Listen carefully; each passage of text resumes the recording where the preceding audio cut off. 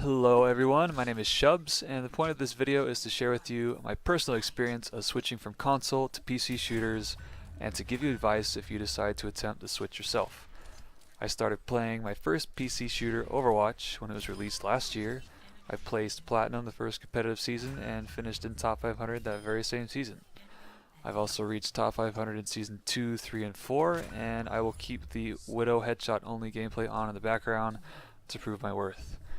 All of the gameplay you see was captured within a couple of hours in about 3 games total. So what I'm trying to say is I didn't just pick my best clips that I've had saved up for the past couple of weeks. Alright, now that I've got my credentials out of the way, let's dive into the discussion. So if you're anything like me, you've played all first-person shooters on console your entire life.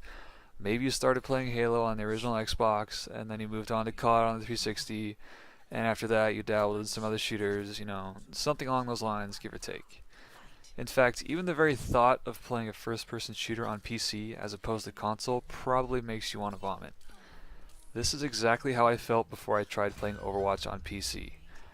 While Overwatch was in closed beta, I would go on Twitch and watch a few streams every now and again to see what all the hype was about, and at the end of the day, the game just didn't look appealing at all.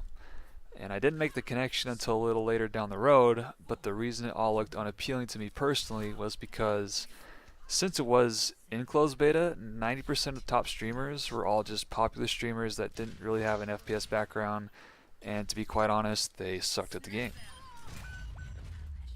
Luckily, one day out of the blue, I stumbled upon Seagull's stream.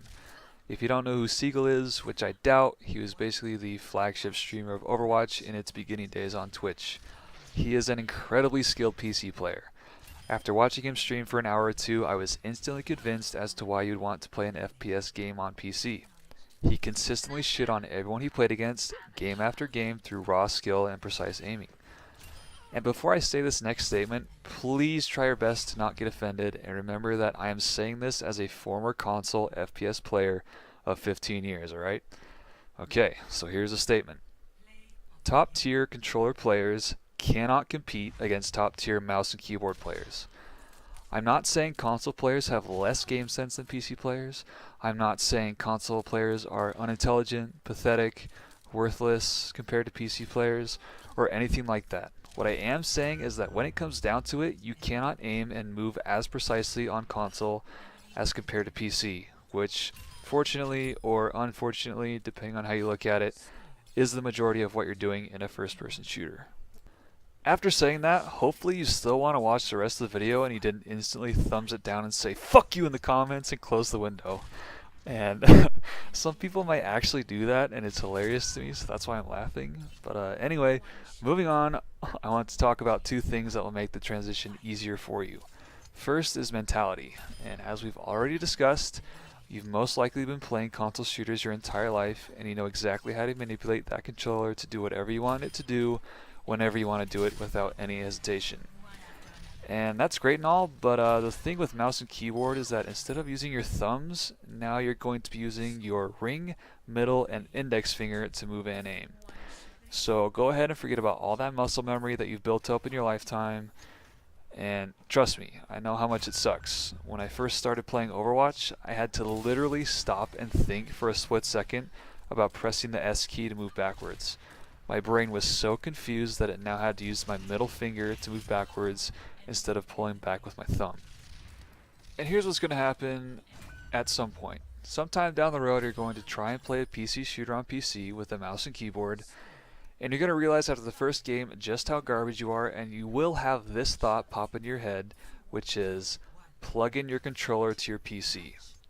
This is a giant mistake. Don't do it. The good news is, you obviously realize that there is room for improvement for yourself, otherwise you wouldn't have that thought.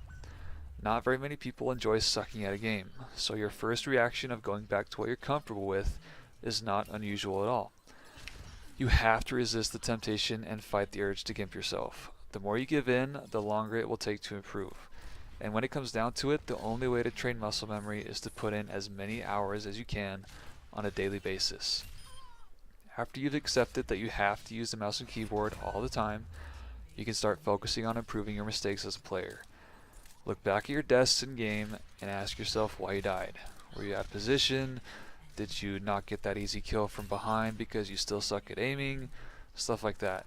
You can consider keeping a tally of your mistakes if that helps you realize that maybe you're making the same silly mistake over and over again and you just don't want to admit it. And with this, you need to be honest with yourself in order for this to be effective. If you're not honest with yourself, then there's no point in trying to improve because you're just ignoring your mistakes. In addition to all this, there is especially no point in blaming your teammates every game, so don't even try to shift the blame on them. You only have control of your character, same with your teammates. The only thing you can do is play your best and hope for the best. And trust me, you're definitely not playing perfectly every single game. There's almost always something you will be able to work on improving. Alright, with all of that out of the way, let's talk about hardware. Everything I'm about to say can be found somewhere on the internet through a solid couple of hours of Googling. It's not original content. I'm just telling you what you should do for settings in game and what you should get for hardware in this video to basically save you a few hours of your time. It's all personal preference, and you have to decide for yourself if these things are worth spending money on. I personally believe these things are worth the price for extra performance. And let me preface this really quick. All of these things have two common goals, which are to lower input lag as much as possible and make things as easy as possible for your hands to do what your brain is telling it to do as fast as possible. With that being said, here they are. First off, you want to get a 144 Hz monitor with 1 ms response time. 144 Hz means you will be able to take advantage of 144 FPS. If you actually get one, don't forget to turn on the setting on the monitor. A surprising amount of people end up getting a 144 Hz monitor and end up playing on 60 Hz for a few months without even realizing it, and then one day they stumble upon a Reddit post saying, hey dude, you actually have to turn that shit on for it to work, and then they finally do and they're amazed at how smooth it is and they're happy gamers. Second is get a mouse that fits your hand. The shape and feel of the mouse is more important than anything else. Third, get a big mouse pad. You're going to need adequate space on your desk to make the movements you need to make during a game. Just read reviews online and give it a go. Fourth, have a powerful enough PC to get 144 FPS on low settings to match your 144 Hz monitor.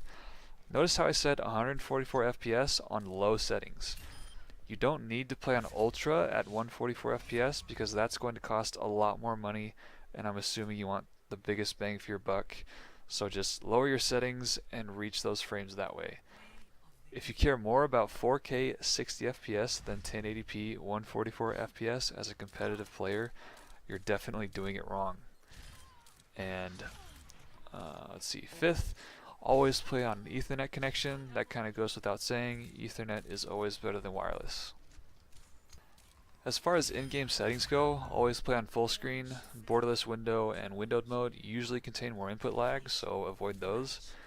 And for game-specific input lag reduction, just use Google and Reddit. I guarantee somebody somewhere has figured out how to lower input lag for whatever game you're playing because they're interested in that type of stuff and spending their free time figuring it out. Try doing what they're suggesting, and if it helps, then great. If not, just keep an eye out in case someone else happens to figure out another way to reduce input lag.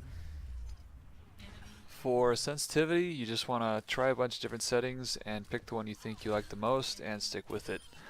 Most people play at a maximum of 12 inches per 360. A lot of very skilled hit scan players play at somewhere like 7 to 8 inches. And if you don't understand what I mean by inches per 360, then go into a game, put your mouse on the edge of your mouse pad, stare at a specific point on a wall, and spin around 360 degrees and see how many inches it took you to do that. And that's about the most advice I can give in a reasonable amount of time, so I'll go ahead and close this video out. For closing thoughts, in reality the PC grind will be long, you will suck, and you will get discouraged.